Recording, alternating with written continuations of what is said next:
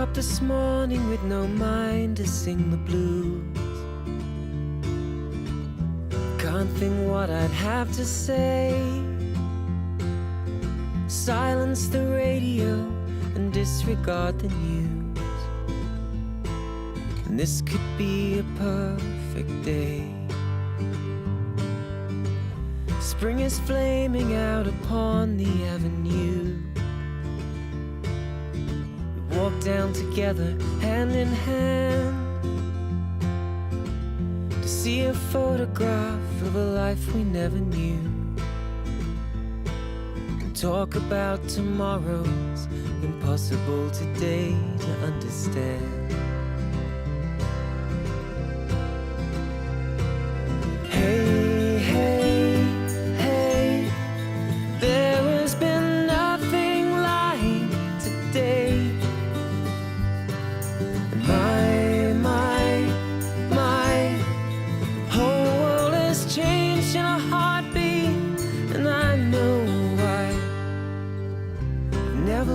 You, but I think I know your face. Folks will say it looks like mine. It's strange, but you already made the world a better place. So everything that follows will be fine. Oh Frankie, will we ever go to Tennessee? Will we go to Graceland and will you care? The future stretched out in these lines you cannot see. Whichever one you set your heart upon, we'll do our best to take you there.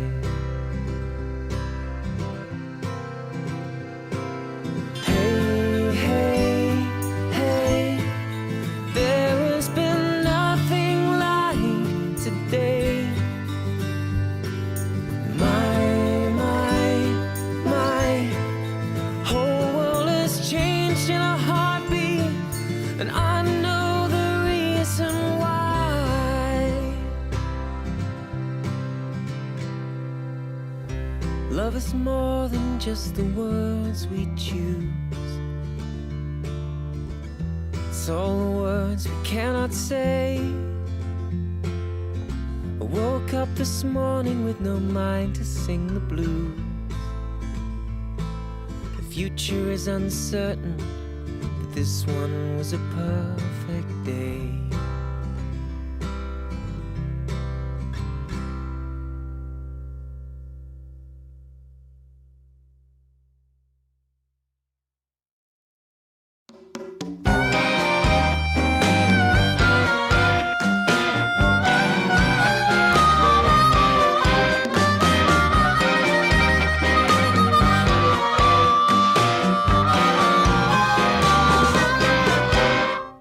Hello, dear friends. Good evening.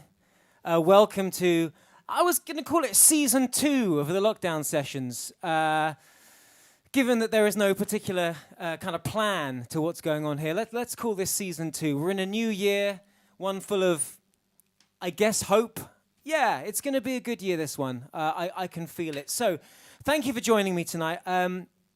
Tonight we're going to be looking at my album, Animal Spirits. It's my most recent record. And it's not necessarily for that reason, but it might be my favorite. I think the reason it's a favorite of mine is because as a songwriting wonk, it's got some very I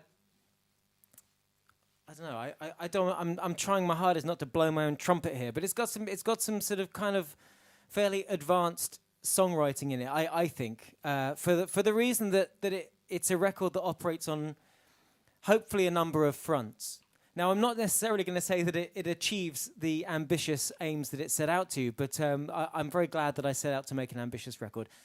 And it is, as you will know, a concept album about macroeconomics, which is, I mean, it can be very boring if you do the mathematical side of it and you're not into mathematics, which is kind of my story. But if you think about it in terms of what economics is, it's sort of everything. So let me tell you how my journey started. I wrote a song a few years back called "It's the Economy, Stupid," and it had a lot of swear words in it. People really liked it, probably for that reason. People seem to like it when I swear. What the fuck can I say about that? And I was pretty happy with it at the time. And essentially what I was saying in that song was, hey, you know the reason that everything's kind of screwed up in the world, or the reason that anything happens the way that it does, it's because of the economy, economic factors, essentially, who's getting paid, who's paying for it. And I sort of thought that was in my naivete, I thought that was quite I don't know, like a bold discovery that I had found, which is kind of nonsense, really, because everybody's known that, forever, with sayings like "where there's muck, there's brass," etc. So I thought I'd found something profound, and then the more I thought about that song and the more I played it, the more I thought I'm just a charlatan. I don't know anything about this. I know that it starts with "It's the economy, stupid," but then that is where my understanding of the subject stops.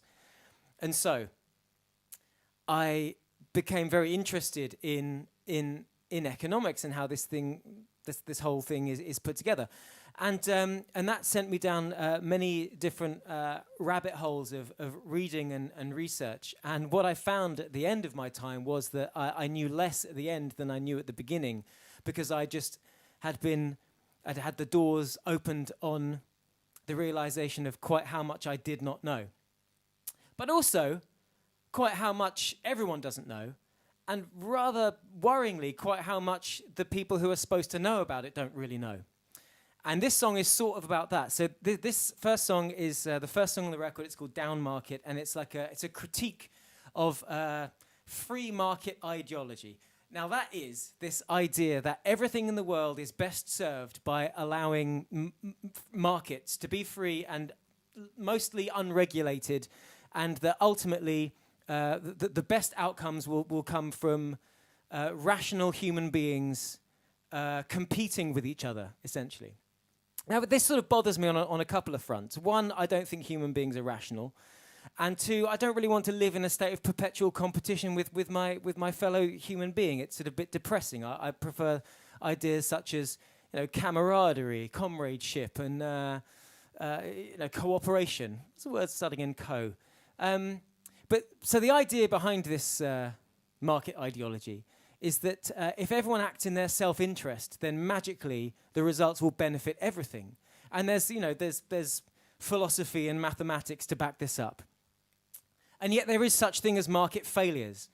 And the one that really drew me in was that huge one we had in 2007-8, that the financial crisis, I guess is what we call it. And that really is what I was focusing on when I wrote a lot of the songs in here. Anyway, so this song is called Down Market. It's I'll play it, and then maybe some more thoughts will come to me that I'll share with you. But essentially, it's a criticism of the idea that we are best served as a species if we're essentially in one big competition that is largely not refereed, shall we say.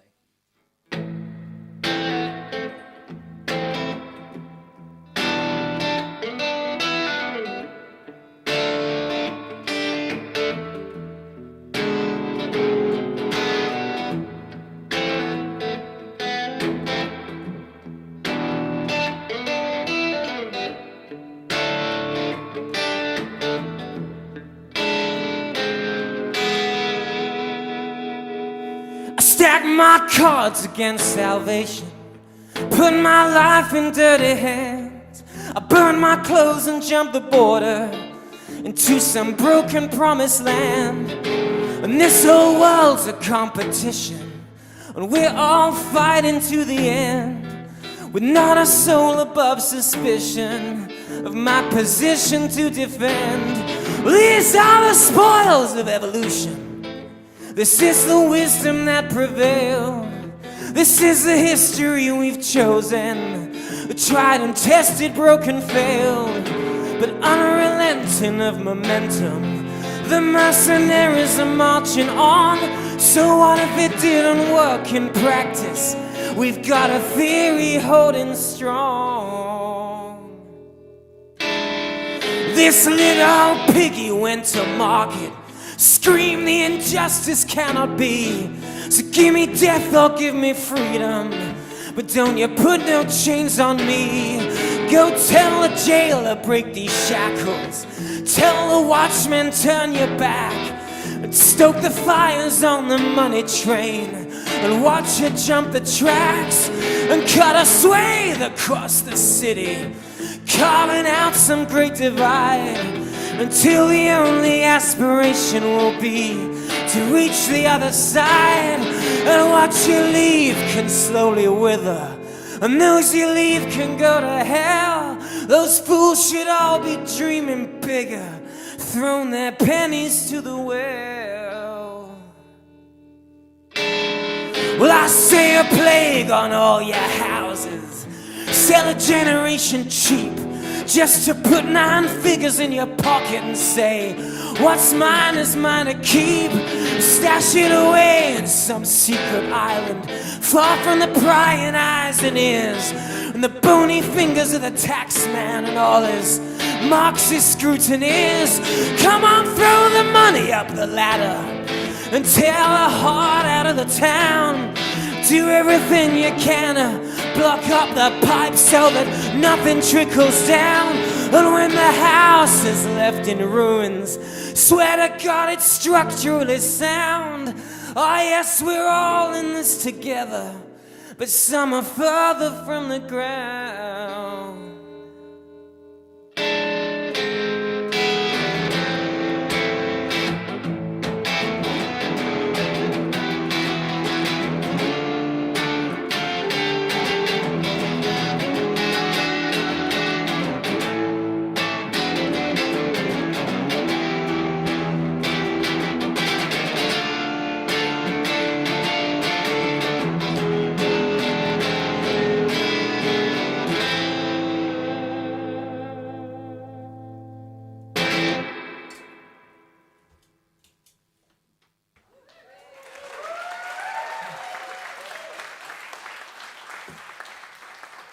Thank you for your kind applause.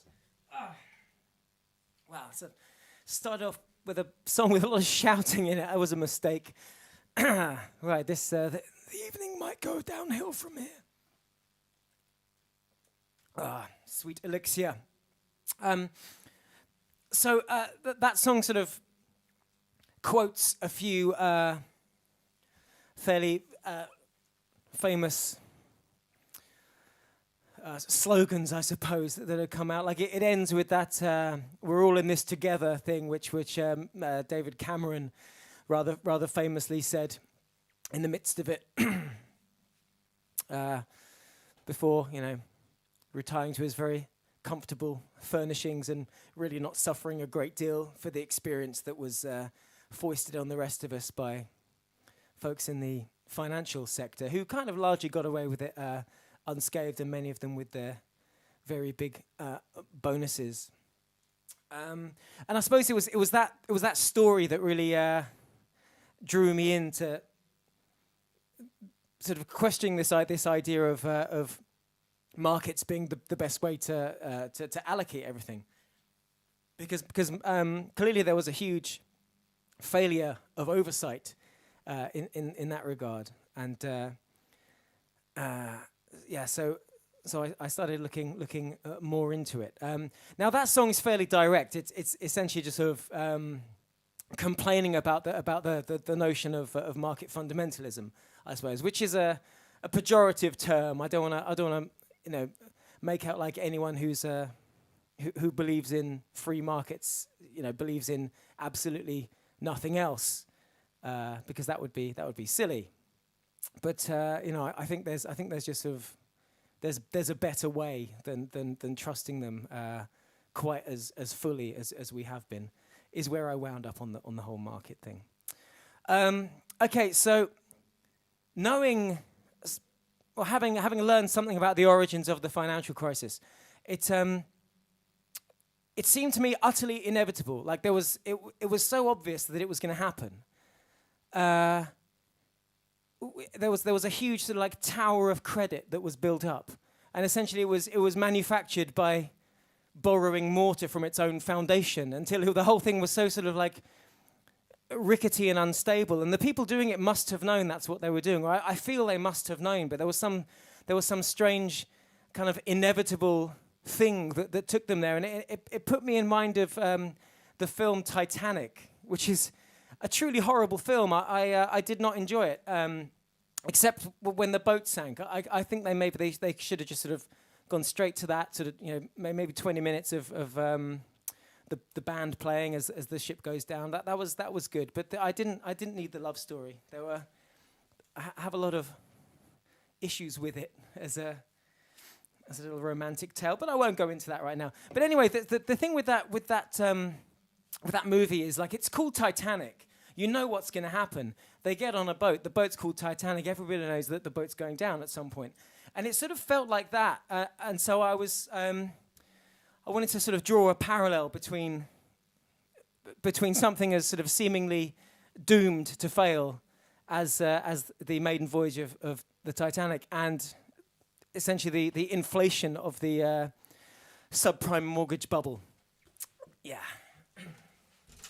So this is called We Always Knew. So I was sort of thinking about those doomed lovers, Kate and Leonardo, whatever their names were in the film. But I was mostly thinking about just how as a world we decided to fuel the ship up and remove the lifeboats.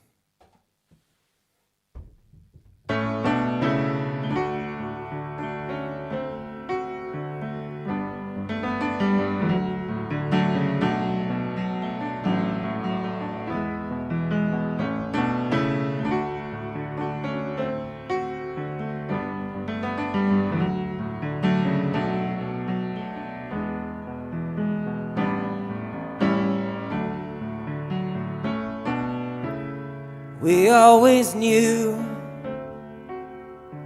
this day was coming. This day was coming. The well has run dry. We saw the signs, and we chose to do nothing. It all lasts forever when you're young and in love. We played by the rules, all those rules made for bending. Strict to the letter, the word of the law. Tug at the lines, yeah, and stretching the edges. Pick at the holes till the water comes in. The ship's going down, but the band keeps on playing. Yeah, the band keeps on playing while the passengers sing. Just keep your faith and we'll all be delivered. Yeah, we'll all be delivered. Such a curious thing. The diamonds are rhinestones, so the emperor's naked. The emperor's naked, but no one can tell. Why in the world did nobody stop me? Why did nobody stop me? Now we're all gonna hell.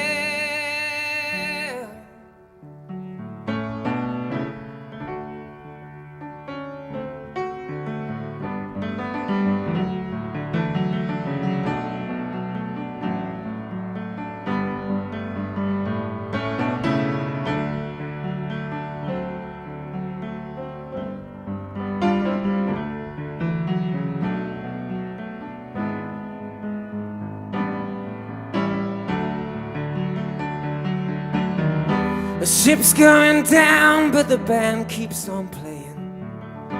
Yeah, the band keeps on playing as the water comes in. You keep the faith, yeah, and I'll keep the money. Yeah, well, I'll keep your money.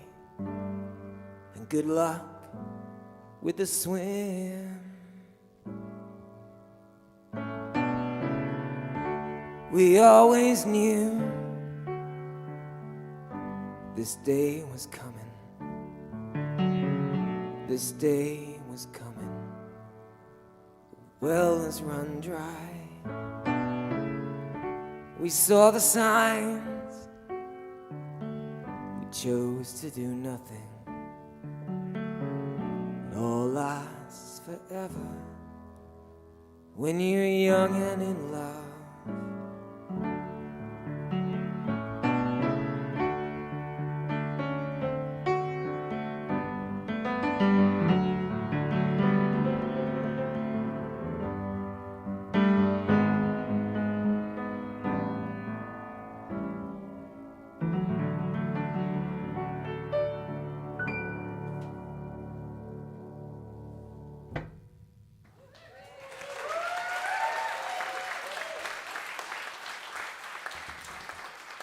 Thank you so much.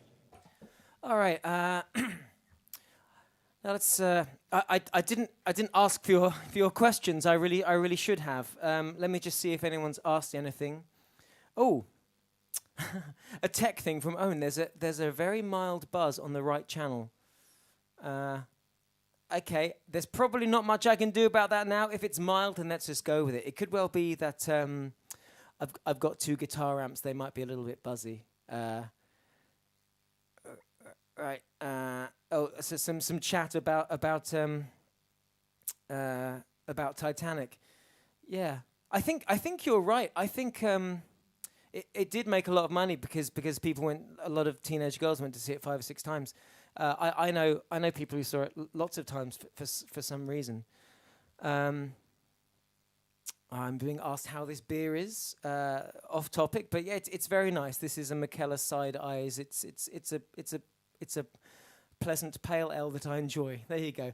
Right. If anyone has any questions that are, related to the subject matter, loosely, that would be advantageous. But I'll answer questions about beer or pandas or anything like that. Who cares? Right. So something I've been doing lately on these shows is actually not necessarily doing the whole thing, live here, because that gets kind of boring. Not necessarily for you, I'm sure you're enthralled, but for me, I get easily distracted.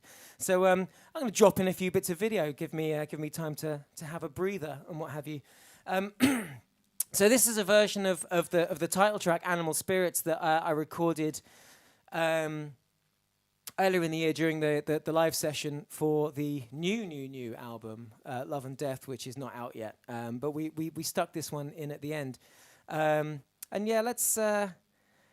Okay, I'll do a very brief. I have a very long explanation about what the song's about, but I'm not going to get into that right now. Essentially, it's about how there are some fields of economics where they try and make everything predictable, so that you can forecast and essentially see the future and therefore make a bunch of money and take the risk out of the essential gamble that is financial investment. And these guys came up with what they thought was the solution to take the risk out of it, and it worked brilliantly. So much so that people were then able to make far more high stakes gambles, knowing that they had the mathematics behind them that they couldn't possibly lose, until the point that they did lose, and then the stakes had got so high that it damn nearly bankrupted the United States of America. And that's what this song is about, amongst various other things. Essentially, it's about how human behavior, because that is what the economy is. It's about human beings, the things that we do, the crazy shit that we get up to, ultimately cannot be reduced to a predictable mathematical formula. And if you think you have got it right, you're in for a bit of a shock. This is Animal Spirits, played in a kind of different style.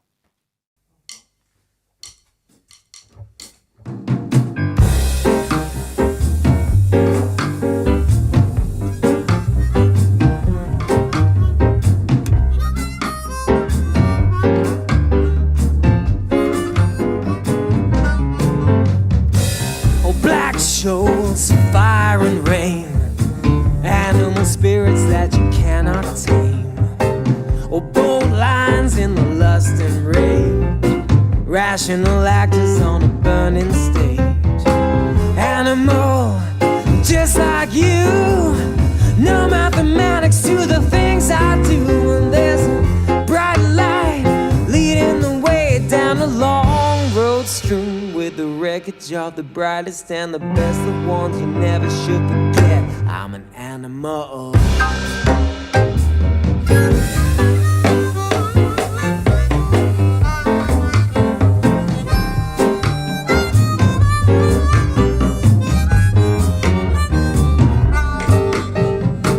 Well, smart money leads the way. Tomorrow's always just the same as today. Oh, big talk, get your skin in the game. A heavy future on a shaky frame. Animal, you should be afraid. Unpredictable's the way I'm made. Oh, but you keep digging till the secret's shown, and it's all worked out to a fraction of a decimal, but engineered to overlook the fact I'm an animal.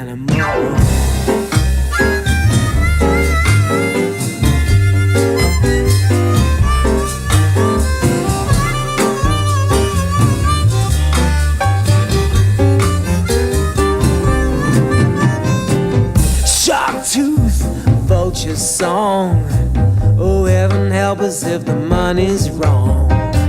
Oh, mad dog, your blood runs hot, ever consistent till the day I'm not. Animal, that's what I am. And in my spirit, if you think you can, and then you check the figures and it all adds up, and the whole world's known. Carve the words right there in stone, but all the while in you tomorrow's growing too, like an animal.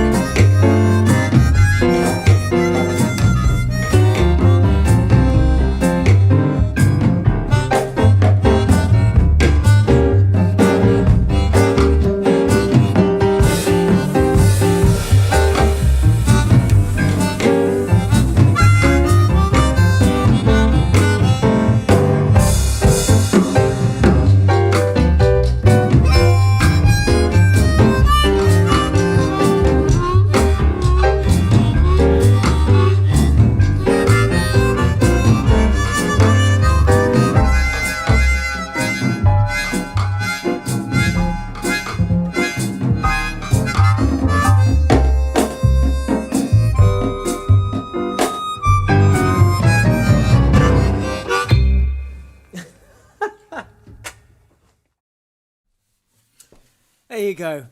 Let's give that a clap. Why the hell not? Yeah, that was so much fun to do. Those guys had literally never heard that song. We sort of Darren had played it before. The drummer. We did a tour together and we played that song, and he essentially said like a few like.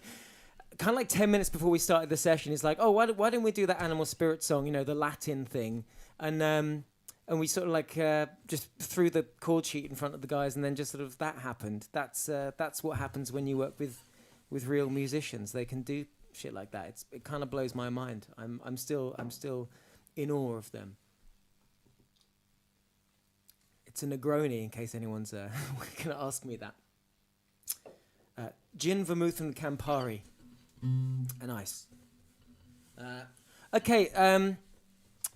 This is called "Tell Myself It's Over." I think someone requested this, but I mean it's on the album, so I was likely to play it. I don't know if I've ever played this live before. It never really goes into shows, even though it's a real favourite of mine. So this one is not necessarily about specific areas of economics. You may be glad to hear.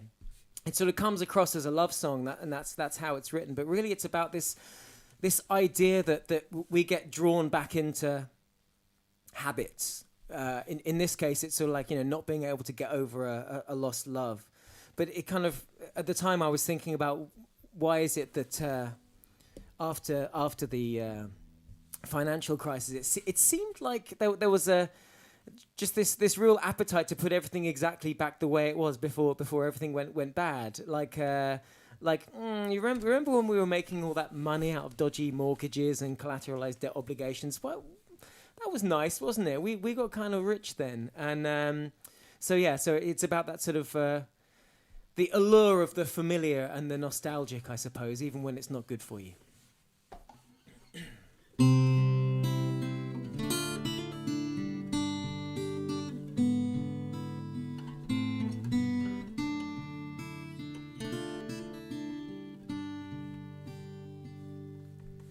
Back when I knew everything, the world was ours to change.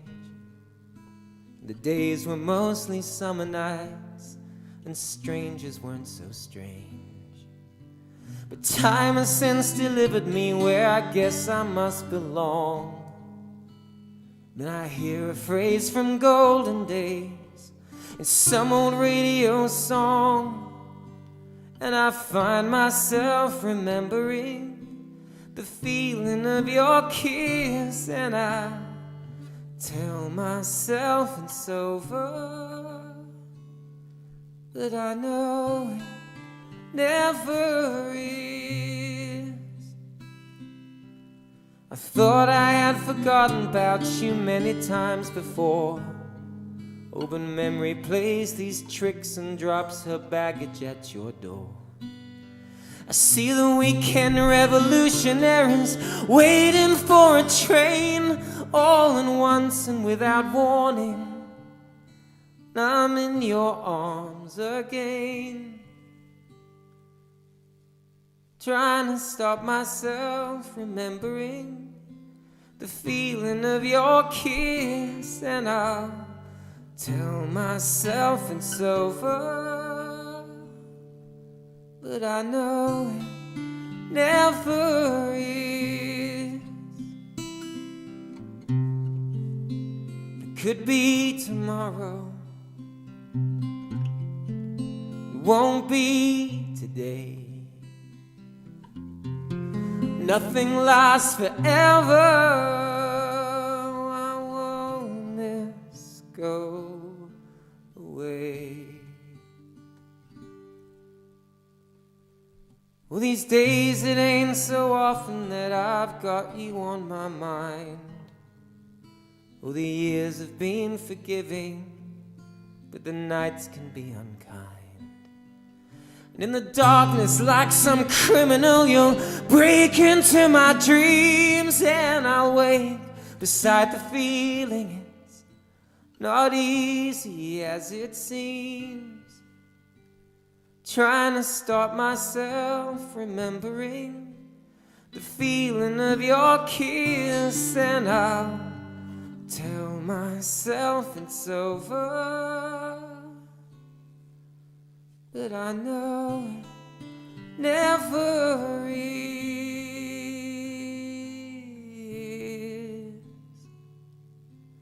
I tell myself it's over, but I know it never is.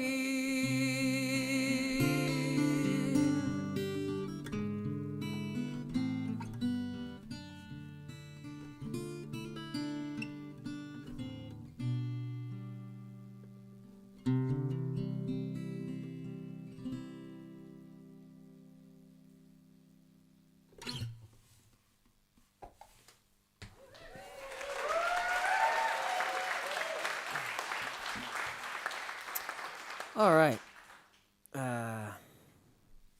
Let's see. We have some people saying things. Okay, that's not related. I'm just gonna skip over things that are okay. What a brilliant version of this song. Thank you. I really enjoyed it. That wasn't about that song. That was about animal spirits. Yeah. I enjoyed it as well. That's why I did that one. not just to give me a breather. Will you be playing It's All You, and is there a deliberate spaghetti western vibe? Well, I'll talk about that one in just a second because I think I'll play that one next.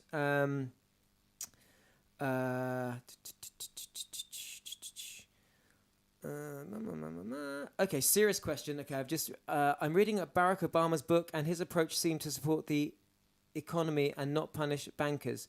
Do you think politicians got it wrong? Well, it's tricky. This is the thing. I don't think I should be entitled to an opinion really on what should happen. I think anyone who deals in fundamentals, like anyone who's will have an ideological based approach to economics, I think is wrong. I think that's the problem. I think if you're of the opinion that like the market is always the best, then you shouldn't say that unless you have actual evidence to back that up in the specific case that you're talking about. I think people tend to have these ideas as an article of faith. So if you're I think anyone who says like I am a capitalist, I am a socialist, I believe in this all the time, I think you're sort of missing the point that like there will be elements of what you believe that will be right for some situations, and there will be elements of that which will be wrong, and times change, and I don't think I think different solutions are right for different times in history. I think it would be foolish if we had a government whose reason to exist or their platform, their mandate was to just be horrible to banks. I think banks are useful. We do need them. They do a very valuable job, but you shouldn't allow them to be so big that their failure will destroy your country. I think that is a thing that they call moral hazard. I think that the bank bailouts sort of made that a bit of a problem. The idea of moral hazard is essentially where you don't have the incentive to not do bad things, or rather, it's sort of knowing that you can do bad things and sort of not really get punished for it. Because if you know that your bank or your organization is so huge and so interconnected that its failure will be such a big problem that the government won't let it happen, then you essentially know you can do what the hell you like, because you have this insurance policy that you haven't paid for that will bail you out when you fuck it up, and so that's kind of the worry with that. I don't even know if that's answered your question, but there you go. Let's get back to Leslie's point. So yeah, the song "It's All You." Now that's. One more thing, because I just saw a thing. Did your research include reading The Big Short or other Michael Lewis books? What did you think of them, and who else would you recommend? That's a nice question. Yes, I read everything that Michael Lewis wrote. Not so much as research, just out of pleasure. I think he writes very, very well. He's one of those writers who I can just read a book in a whole sitting, because I find his style very enjoyable. So The Big Short I thought was very good. Flash Boys was terrifying. That's an interesting book about economics. He wrote one called The Fifth Risk, which is kind of terrifying about quite how awful the Trump administration has been at looking after some of the less sexy areas of the US government. And then recently I read The Undoing Project, which is about Amos Tversky and Daniel Kahneman, who sort of invented the concept of behavioral economics, which is really, really interesting. But they're not stuffy books. Michael Lewis writes in a very accessible way, and if you want to read any nonfiction, I would recommend him greatly. Other than that, as far as like the economics-y things, I really liked How Markets Fail by John Cassidy. He writes really, yeah. I mean, he's sort of on my page anyway. Like, I agree with everything he says, so I was always going to enjoy that one. There was really the first book I read while I was doing this was one called. I think it was called Austerity was the main title, and it was like a history of a dangerous idea by a guy called Mark Blythe, who's a professor at Brown University in the US, and that was essentially sort of saying why the concept of austerity is a bad idea. I haven't just been reading lefty writers though. You must understand this. I also read like Milton Friedman and Friedrich Hayek and people like that, but just mostly kind of found them really fucking annoying. But so I'm exposing my lefty leanings there. But there you go. I'm a musician. What do you expect? Right, let's get back to it. So It's All You. This is a song about credit ratings agencies. Yeah, bet you weren't expecting that. Credit ratings agencies have a really big role to play in the financial crisis. So their job essentially is to evaluate the I suppose the riskiness of products in the financial derivatives market. So that's like these really complicated things that they built, collateralized debt obligations, and these like default swaps and all these sort of financial instruments that essentially took a whole lot of shitty mortgages where they gave a mortgage to somebody who has no real hope of being able to pay it off in the long term, and which is a risky investment, but by sort of gathering them all together and slicing them up and arranging them in such a way, essentially what they were doing was saying some of these mortgages may default, but they're not all going to default because that would involve some sort of, I don't know, nationwide housing collapse. And since that's impossible, these are good investments. That was the idea behind the product. And so the job of the credit ratings agency is to actually say, yes, we have examined this and we think that this is a AAA rating, solid, not particularly risky venture. But the trouble was they were presented with these sort of very complicated things to evaluate without really either not understanding them fully or just sort of giving them the thumbs up anyway, because they are themselves not an independent ombudsman. They were in the marketplace as well. So essentially, they get paid by the people who are asking them to evaluate their stuff, which is kind of weird, really. It's like in a sporting scenario. Imagine if the referees are all paid by the home team, but you can choose whatever referee you want, and you can pay them whatever you think their time is worth, and so therefore, if you really, really want to win, you just find the referee who's going to give you what you want, and you pay them appropriately. And it seems like that is how the marketplace developed in this area. I had another really big analogy that I'd worked out, but I think I've yacked on already too much this evening. So anyway, so essentially the idea is that the credit ratings agencies are supposed to be this like really sort of boring adults in the room who calm everyone down when the gambling people are getting carried away. They're the ones who kind of say, this is risky as hell, this one is safe, don't touch that.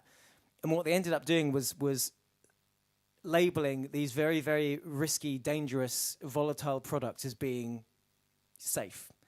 And this was one of the reasons that everything kind of collapsed.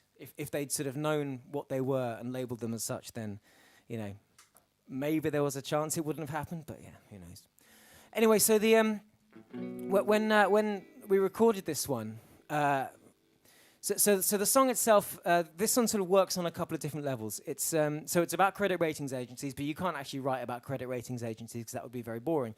So I likened it to like a Wild West scenario where I suppose that the agencies would be like the square lawman who's supposed to keep everyone in check. And so we recorded it in the style of like a Ennio Morricone spaghetti western theme, which I mean, I love his stuff. His style is amazing, and we sort of, tried to make a homage to that in the arrangement and sort of the instrumentation that we used. And partly is just because I love his stuff, but also it seemed to fit with this whole idea of this sort of like lawless frontier of corporate finance. And so that is so that's why we went for that choice. It was not just because it's cool. It was because it was relevant.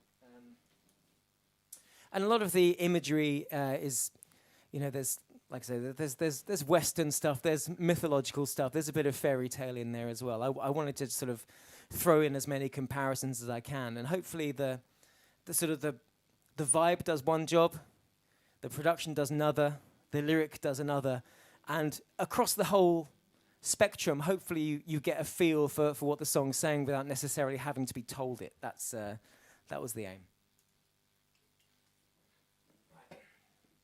It's another one I don't know that I've ever played live, so we'll work it out.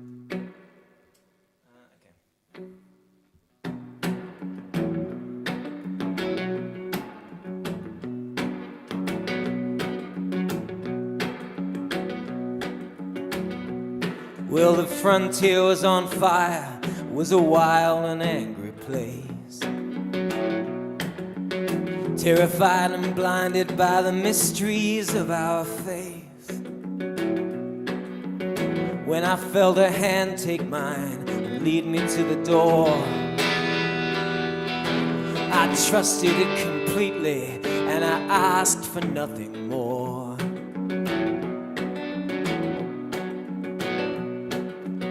Then for 20 years I hung on every word you said. Your wisdom rang like scripture, kept my toes out of the red. You knew of every risk I faced, you kept me safe from harm. My golden-hearted sentinel, asleep at the alarm.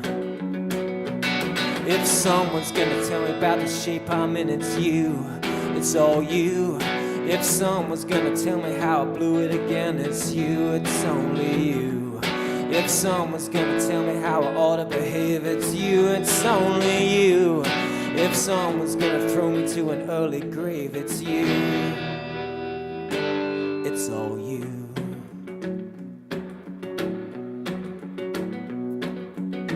Where there's uncertainty, the faithful look to you. In dark, uncharted waters, there's a light that's shining through. Oh, sweet Cinderella, they just don't know how it feels. When a stranger came, knew your name, you swooned and made the deal. If someone's gonna tell me about the shape I'm in, it's you, it's all you. If someone's gonna tell me how I blew it again, it's you, it's only you. If someone's fit to tell me how I ought to behave, it's you, it's only you. If someone's gonna throw me to an early grave, it's you, it's all you.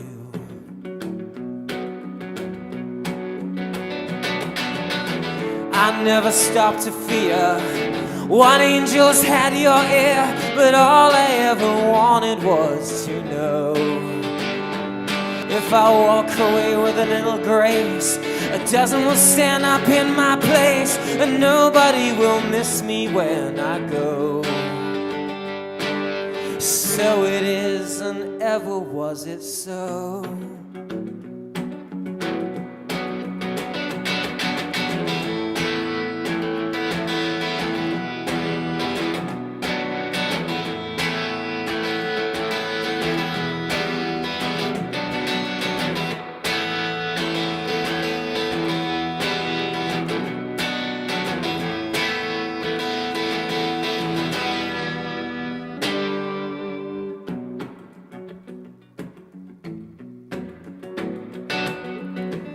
Take a shot and spin the wheel and find out how it plays.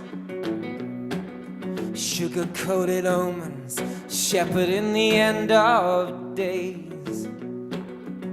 Hold the hands of maidens on the climb till lovers leap.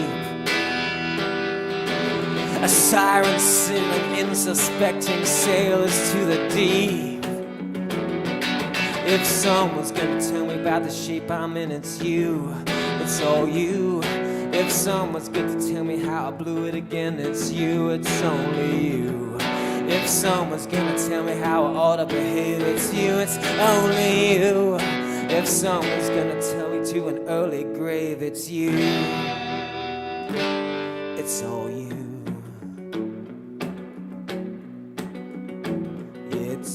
you. Baby, it's all you.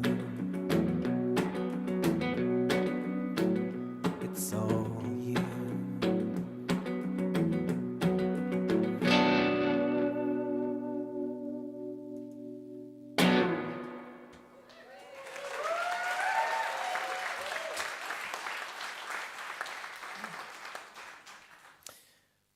Thank you.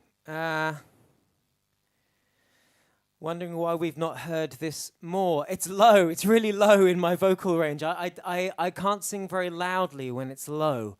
I like to, I like to blast vocal delivery, and it's only singing that I realize it's really down here all the time. And I kind of wish I could do that, but I just don't have it in my biology, I'm afraid. Right.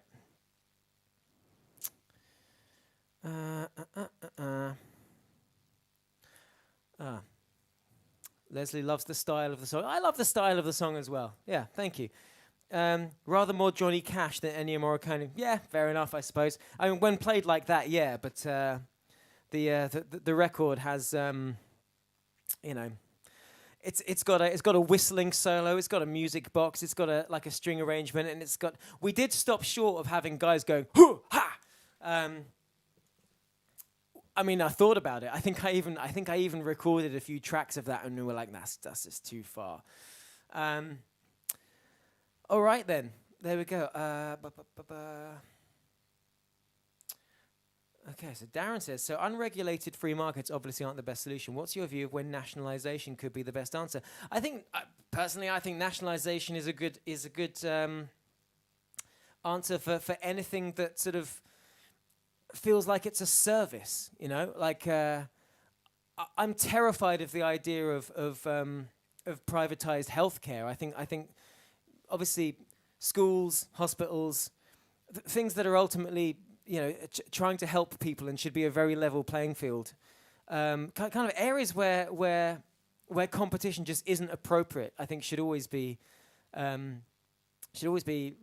nationalized. Like I know this is an argument for in America, but I got to tell you, Americans, having a nationalized healthcare system is kind of great. If we took better care of it, it would be phenomenal. I mean, it's already pretty good. I have nothing but good experience of using British hospitals, and what I pay for it in taxation means I'm getting an absolute bargain, I have to say.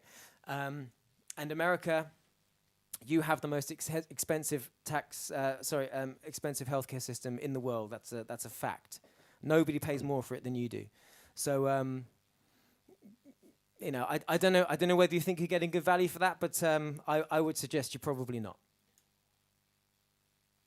Anyway, other than that, I kind of think that I think nationalization for anything where the competition isn't really a competition. Like, for example, like we have, I would say trains around here, because it's like, we have privatized trains, but it's not like I have a choice whether to get the Virgin train or the whoever else train.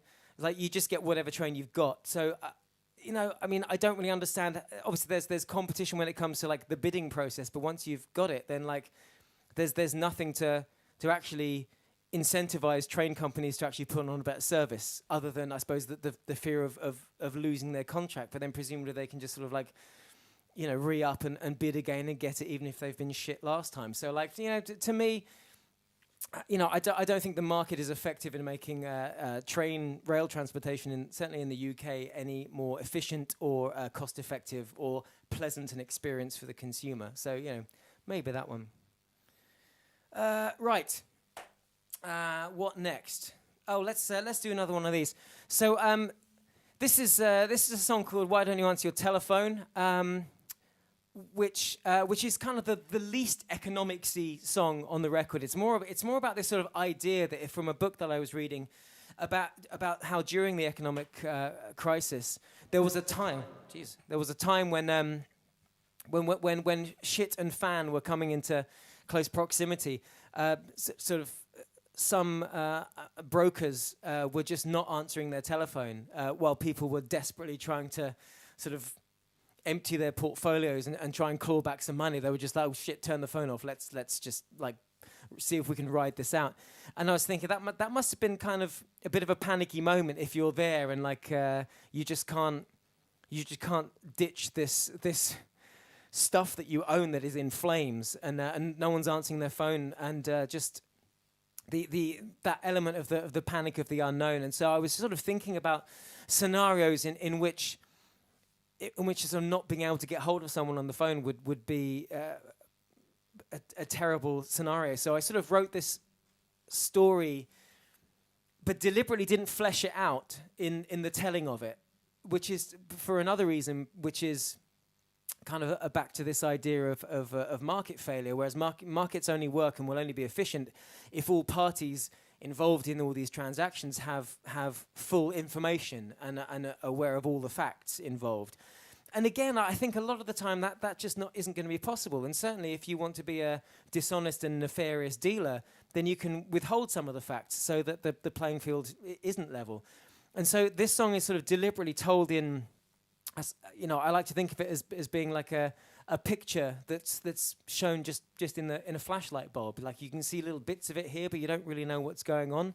I had an idea of what I thought the story was, but I sort of deliberately wanted to make it not so much vague, but I wanted to make the details scant so that the listener doesn't necessarily get the whole story, and also that the whole story sort of isn't important. What you need to know is someone's not answering their phone.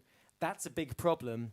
Somebody may or may not have done something terrible, and it's more about this sort of this sort of dark picture that's only illuminated in tiny little scraps. Anyway, I recorded this version a couple of years ago when the record came out, and it was cold and it was snowy, and I thought I'm going to go into a snowy forest and record this live, and that's what I did. And I got to tell you, my hands were fucking freezing. It was very unpleasant. I sort of drove home afterwards like with these like claws. It was not nice. Anyway, here you go. This is Why Don't You Answer Your Telephone? In the woods, in the snow.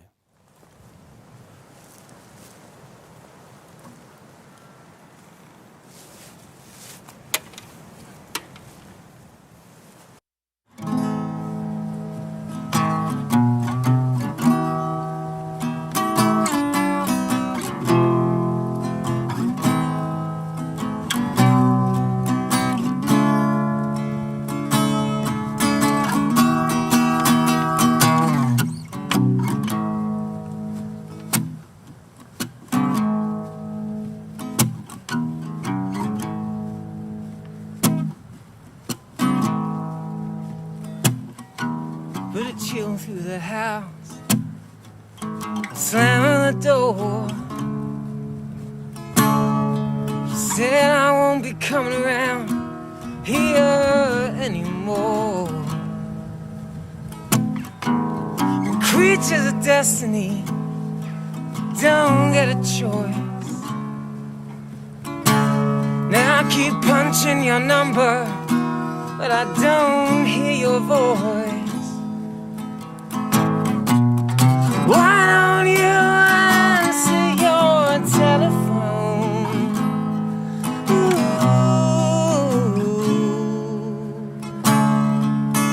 Why don't you answer your telephone?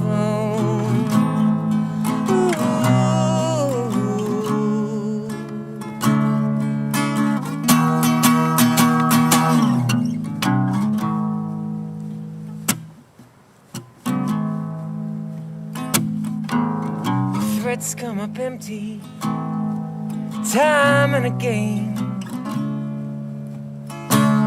Won't you beat on my door and come out of the rain?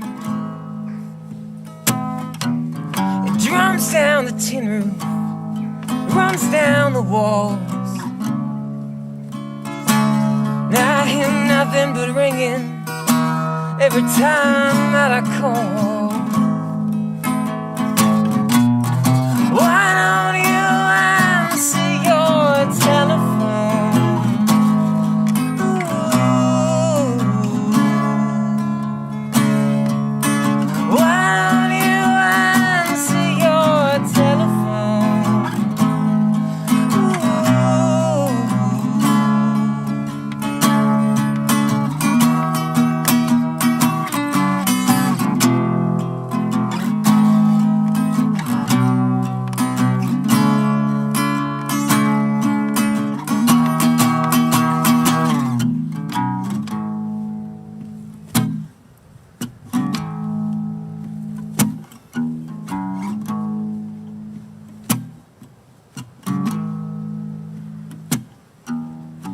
chaos of blue lights, judgment arrived. They said I was the last one to see her alive. Get your story in check, boys, and snapped on the cuffs. All I had was the truth, and truth ain't enough. Why don't you answer your telephone? Ooh.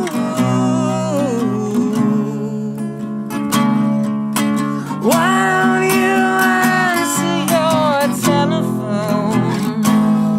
Ooh. Why don't you answer your telephone?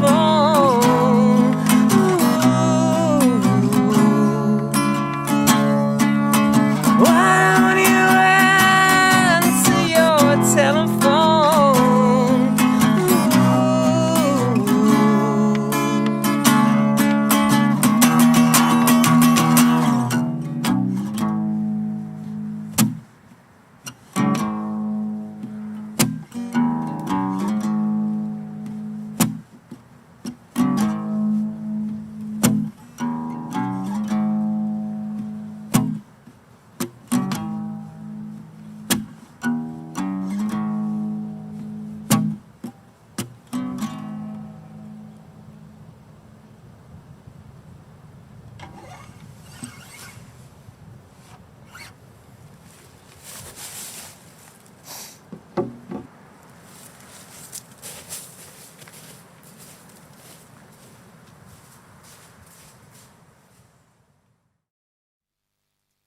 There you go. There's me freezing my fingers off for you, but they got better. It's all good now, and I'm really hoping we get some snow again this year. I like snow. I mean, if we're locked down and can only sort of go out to once a day for some exercise and constitution, I'd like to go for a crunchy stroll in the snow. That's just me. I got. How many takes did you do in the forest? One. Oh no, maybe two. I think I just did one though, because I mean it was so cold. Usually I people often ask me like, how many takes did it do of the I don't care what you call me getting slapped in the face video. We made a video where just a line of people slapped me in the face, and we wanted to be authentic, so they actually slapped me in the face. We did 5 takes of that one, and I think I did have a light concussion. So that happened. But yeah, but it being cold in the forest, I think just the one, possibly 2, maybe 1.5 or something. I may have like played it until I screwed up, and then just the first time I got the whole way through the song without making any heinous mistakes, I was like, that's it, we're in the can, we're out of here. Interesting question. Which country do you think has the situation best sorted? I think economically speaking, I don't know. I'm not an expert. This is the point that I was making. Like I really don't know what the answer is. Finland and Denmark has suggested. Certainly, Finland and Denmark have some happy people living there, but actually, there's something to be said for the fact that there are different countries that have different ways of doing things. It actually benefits us.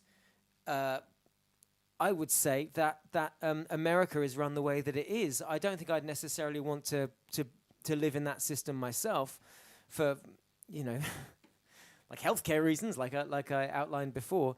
But there is actually something in that very competitive, market capitalistic society that does it does kind of help with things like innovation. A lot of cool stuff comes out of America because they have that sort of competitive spirit. And so actually ourselves, and for that matter Finland and Denmark, do very well out of the fact that there is such thing as America doing things the way that it does, and we sort of get what they call positive externalities out of that.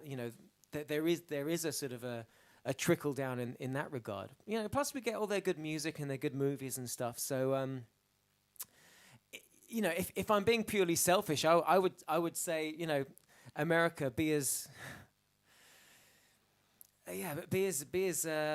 market capitalistic as you possibly can be, and we'll just sort of sail on your coattails for a while and pick up all the cool scraps that come our way. But this is the point. It is incredibly complicated, and for every argument that says that these people are doing it wrong, you could say that they're doing a lot of things right. And that if you view the globe as an entire community and economy, which it kind of is, then it's sort of amazing that it all hangs together. The only trouble is that it hangs together at the expense of some people, and it's generally at the expense of the poorer people. I think the poorer countries of the world get a very shitty deal out of globalization, and that's unfortunate. I would say that's where an unregulated, amoral market system falls down, because it really does it doesn't help the people who don't have any power at any particular point. But is regulated capitalism preferable to socialism? Yeah, it is. But then regulated capitalism, but the things that are regulating it are often elements of socialism. Like, I don't think you would essentially, like, mixed economy is the answer, and it's all about balance. And you have. And again, I say this not as an expert. I'm just spitballing off the top of my head. But essentially, I would never say we need to live in a purely socialist society where there are no markets. We need to have markets. Markets are really, really good, but they need to be regulated. They need to be fair, and we need to have some sort of system of generating a more of a possibility of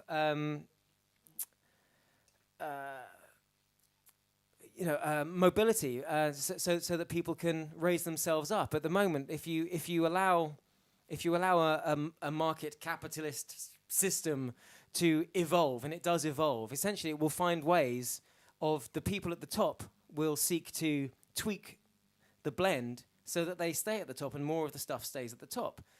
I think if you you need to keep on sort of interrupting that flow of things, and people call it a redistribution of wealth, but wealth isn't something that has a natural distribution. It doesn't just exist in all these places and then gets redistributed. Like where it went in the first place, that was a redistribution.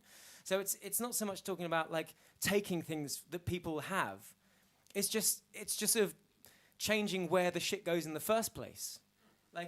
Because that is what has happened. There has been a huge redistribution of wealth over the last 50 years, and essentially all the wealth is concentrated, or the majority of the wealth has become more and more concentrated in the hands of the people who had it to start with.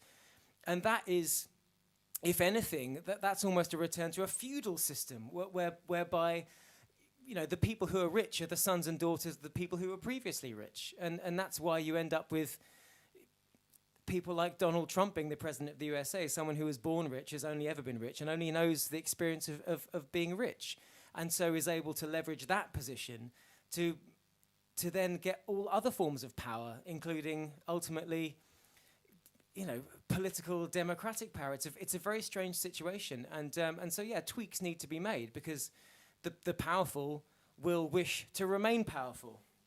My goodness, this is all getting out of hand. This is supposed to be a fucking gig. Let's play some songs. If you were on The Masked Singer, what would your character be? I'm aware there's a TV show called The Masked Singer, but I don't know anything about it, I'm afraid. If Chris, if you can give me like a little potted outline, then I might be able to answer your question. But I'm only aware that there is such thing as is that where people sing a song and you don't know who they are, and they're wearing a mask or something? Sounds fun. I was saying a few years back that when my musical career became unsustainable and I had to go out into the world and get a job, the last thing that I was going to do before retiring was to go on like X Factor or whatever show it was, and just like have a go, be a singer, and just see what that adventure was like, and then probably write a book about it. But that was kind of appealing like 5 or 6, 7 years ago. But now not so. Are those programs even on anymore? I don't have a TV. I don't know how it works. Right. Anyway, let's do another song before I lose you all. So this song is called "Real Damn Slow," and it's quite simple, really. It like the chorus sort of puts the idea forward. Some things are better taken real damn slow, and this sort of deals with TV talent shows in some ways. I remember always being kind of back when I used to occasionally watch them. I remember just they'd be so sort of dramatic, and people would be crying all the time, and it would always be about their journey. And there'd always be sort of one of the judges say, you know, you've worked so hard, and like it's been such a journey for you to get to this point. And you know, when they're in like the semi-final or something, like, really, it's been such a journey. You've been on a TV show for 5 weeks. It doesn't really, you know, I can tell you a thing or two about journeys, my friend, and paying your dues or whatever. But yeah, it always seemed like, you know, the struggle, and you've worked so hard to, you know, like learn 5 dance routines in 5 weeks. But anyway, so I was thinking about the idea that that we don't have a great deal of patience as a people anymore. It's like anything that takes a long time to achieve is not acceptable. And so if you want to be a singer, you need it now. You need to, you go on a TV show, and then like within a couple of months, that's it. You're famous, and that's it. You're there.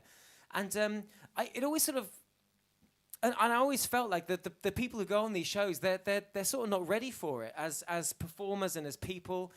And I think a lot of them, you know, sort of can't handle it, aren't sort of ready to be that kind of artist, or really any kind of artist. It's a strange situation.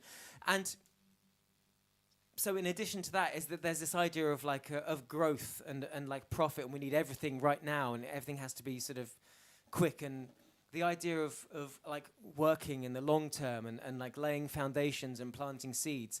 Like I would say, if we're getting back to economics just for a second, we need to be spending a shit ton of money on education. An educated people is a profitable people, but unfortunately you don't reap the rewards for like, you know, 15 years. And so therefore it's not politically expedient to do that now, because essentially what you're doing is you're investing in the reward that will be reaped by the government of 15 years hence, which is not going to be you.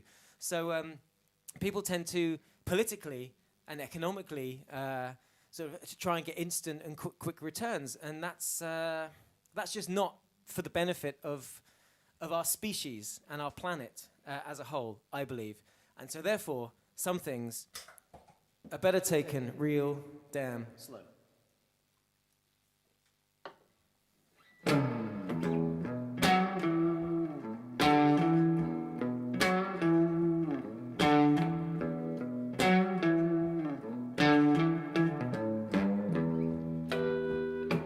My first true love was a teenage crush. She said, hey baby, what the hell is your rush? Don't need you telling me you'll always be mine. You know forever, that's a mighty long time. Will you still mean it when these roses are dead? She pulled me close and killed the lights, and she said, I tell you something that may help you to know.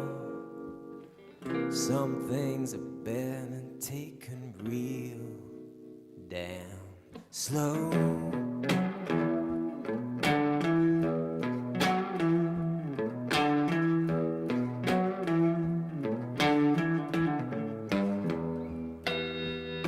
Straight out of talent school, they sold him a dream. I saw the kid up on the TV screen. He had it all for just that 10-week run. Then by the summer he was over and done. One more discarded by a hungry machine. Burned out and broken down and barely 16. Now all he wants is to get back on the show. Some things are better taken real damn slow.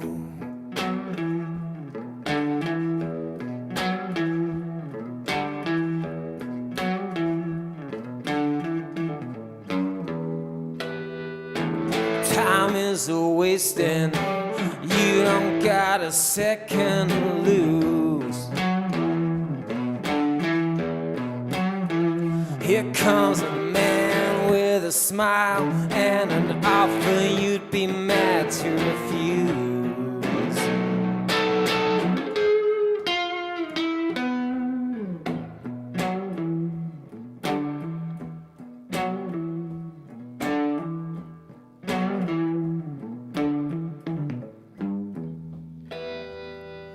You want it all, well you can get it today.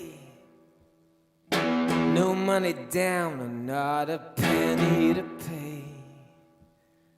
May call it risky, but I'm moving it on. Little magic and the danger is gone. Party's over, well ain't that a shame? I'll take my severance, get out of the game. One little blink and where the hell did it go?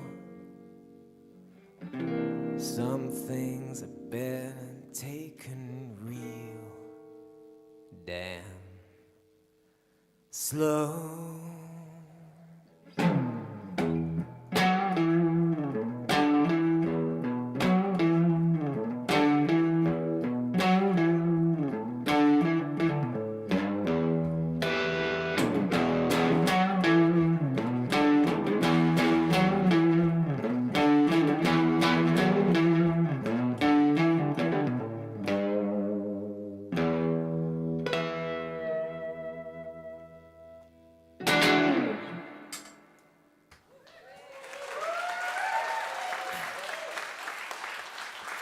Thank you. Right, okay. No one has anything interesting to say, with the greatest of respect, so we'll just move on and round off this charade, shall we? Thank you for being here, and thank you for sitting through my spiel. It's like I say, it's a really interesting subject to me, but it's interesting largely because it's so confusing and it's so confounding, and the conclusions that I draw are that sort of the answers are so ethereal, and actually the answers only exist as answers for a very short space of time, and then sort of history in the world moves on, and those answers that were right 1 minute then aren't right the next minute. And so I think ultimately all we can do when it comes to economics is to not be ideological. Don't think that a single answer or a single framework will always be the one that works. You have to be prepared to use all the tools in the box and to learn and to compromise and to listen to other people and to not put your ideas forward because they adhere to your ideology, but rather, because you have some kind of empirical fact-based argument to suggest that what you say is correct, not because it sort of fits with the thing that you really want to be true. It's complicated. It's difficult. There are no easy solutions. And I think this is part of the problem. We like to seek simple solutions to complicated problems. But in reality, the only way to find the solutions to the complicated problems is actually to have a degree of humility and to work together. Yeah, we've ended this on a really hippie note, so there you go. Anyway, so I've got one more song for you, which is I like this one. It's called Carter Henry, Get Your Hands Off Me. Now, Carter Henry is not a person. Carter Henry is two people. That's Henry Stegall and Carter Glass, who are the two fellows who came up with this thing called the Glass-Steagall Act, which was a piece of U.S. banking legislation around the time of the Great Depression. Now, what this did was it very famously, if you're into these things, separated investment banking from like high street banking, so that essentially if you deposited your money in a bank, your savings, that then wasn't allowed to be gambled by investment bankers. So essentially, it's like a way of letting dad go to the racetrack, but he's not allowed to take the rent money with him. Yeah, it's like that. So if these people want to gamble, you can gamble with your own money, but you can't gamble with Mrs. Pearson's money from down the road. And so essentially, like if they're going to lose a bunch, they're not going to lose your bunch. Your bunch stays where it is, and is insured by the government. Lots of boring stuff like that. Now, the Glass-Steagall Act was repealed under the Clinton administration, largely because it had been so chipped away over the years that it wasn't really there anymore. It wasn't really doing its job. And so they repealed it because in practice it was not there anymore. Which is kind of like, if you think about it, abolishing speed limits on the roads, because everyone's speeding anyway. So we may as well just not bother having the speed limits, because everyone's driving around like a bunch of lunatics anyway. So why don't we just say there are no speed limits? That essentially was a rather simplistic version of the repeal of the act. And some people, and I don't know whether they're right or not. Nobody does know. But people like Bernie Sanders, Elizabeth Warren, they were saying that this was one of the reasons for the financial collapse. Is essentially that this particular deregulation meant that investment bankers were able to essentially risk way more than they otherwise would have. I don't know if that's true. A lot of people have said that it isn't. But essentially, the idea behind this song is it's a cry of the banking community to let Glass and Stegall essentially let them off the hook and go out and do their amazing magical financial thing and make a big pile of money. And again, I sort of set it in this sort of in my mind in this sort of Wild West frontier town where I was. So I was imagining Carter Henry being the sheriff or something, or the mayor of this town, and there's some guy in jail. This is a story in my head, so bear with me. They get word that some bad guys are coming into town, and this guy in jail is like, "I tell you what, if you let me out, I'll sort out this problem for you."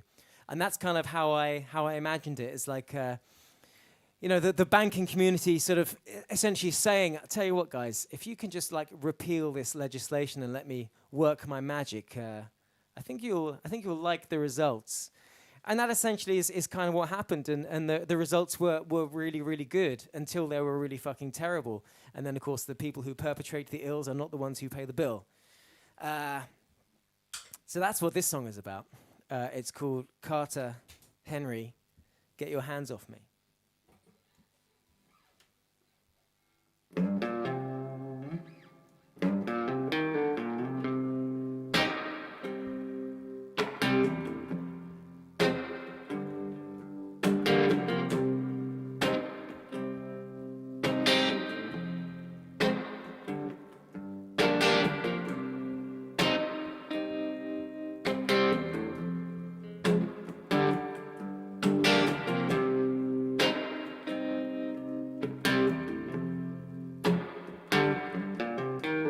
Carter Henry, get your hands off me. Oh, Carter Henry, get your hands off me. After all I've done for you, why won't you let me be? Oh, Carter get your hands off me.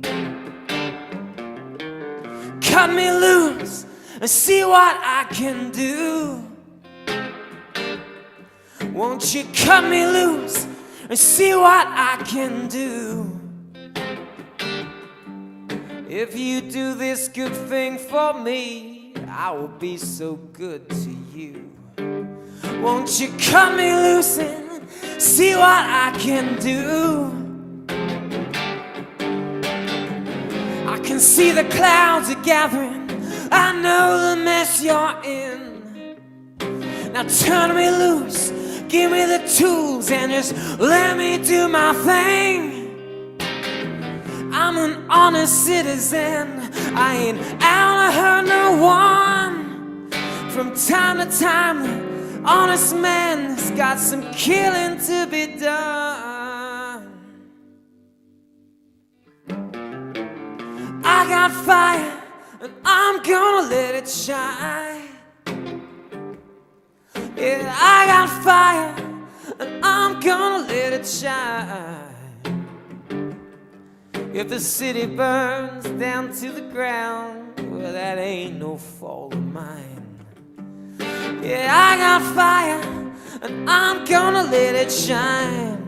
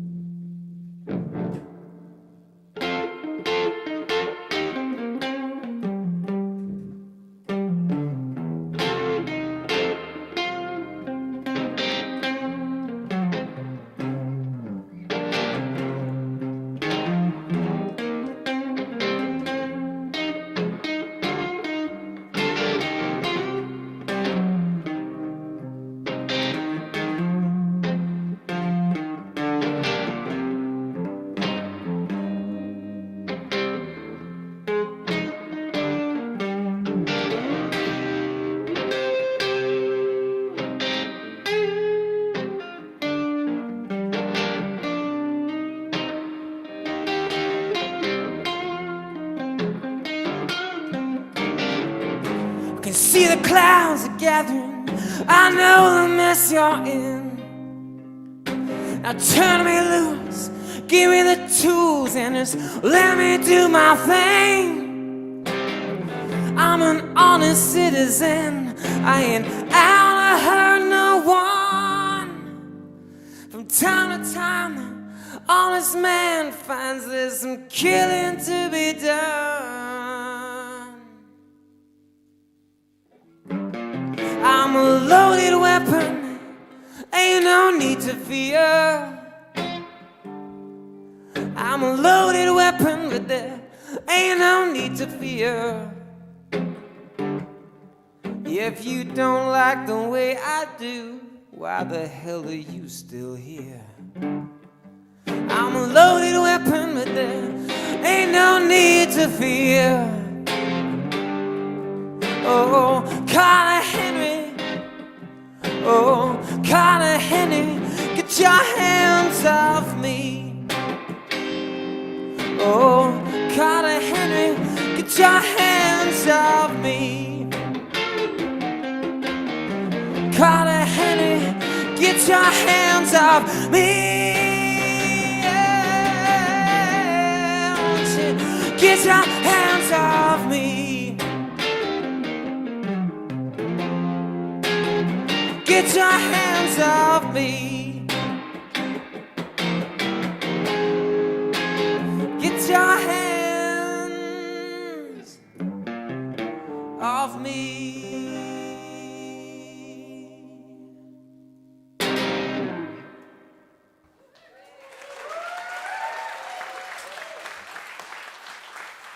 All right. Thank you very much. This has been fun. Thanks for joining me this evening for this little. Oh, hang on. So there's a couple of things. What do you think about bass? Is it an art or a means to an end? Do you mean like bass guitar, or like just like low end?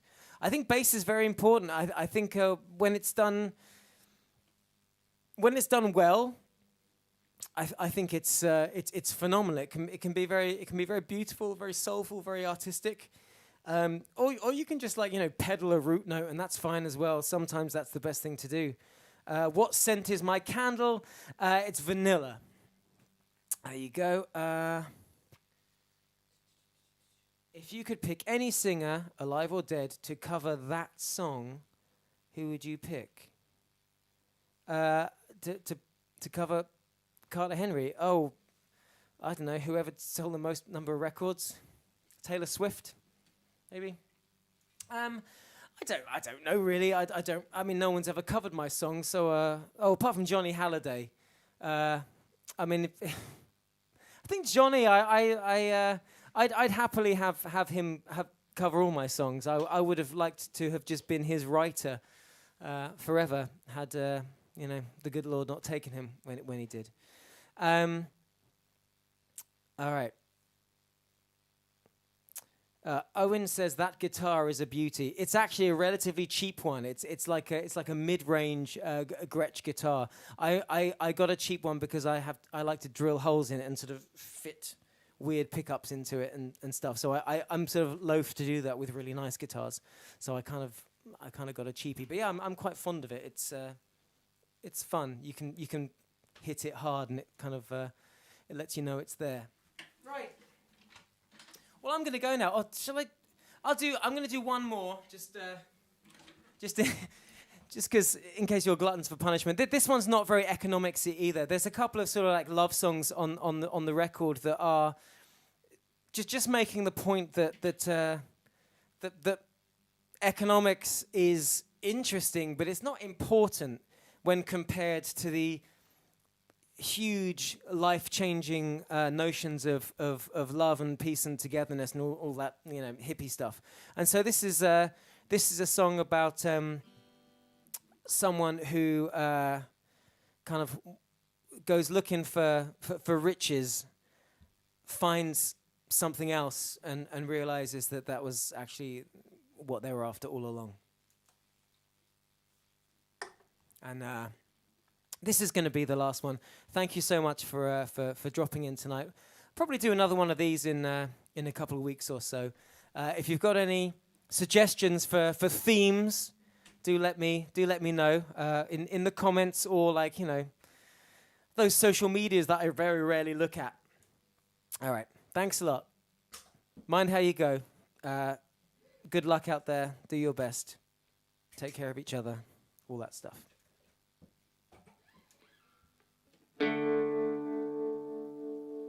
This is maybe a fingers one. I'm not sure, hang on.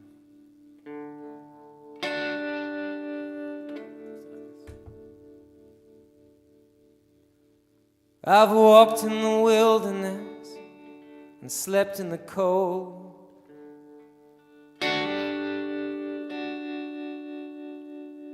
And I've lost more than I ever thought I would hold. But I held more than I ever thought I would see.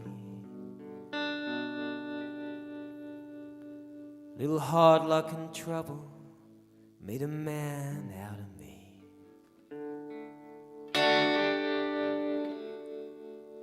Now when I came to this mountain, I was looking for gold. And I've lost more than I ever thought I would hold.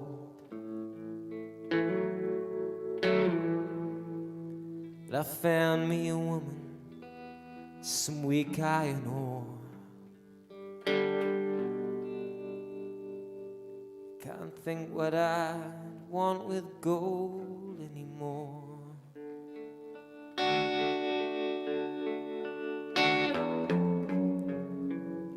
I've seen delusion, greed and misery ride. Now I take everything I love and I hold it inside. gold mine of treasures that can never be sold. So you won't see me cry if I lose more than I ever thought I'd hold.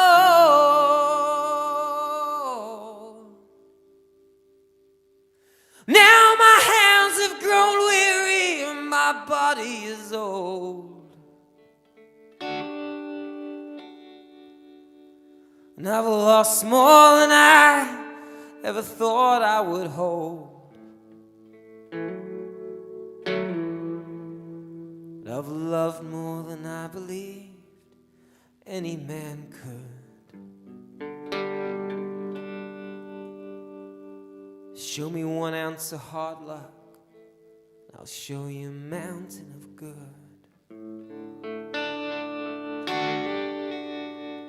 Show me 1 ounce of hard luck, and I'll show you a mountain of good.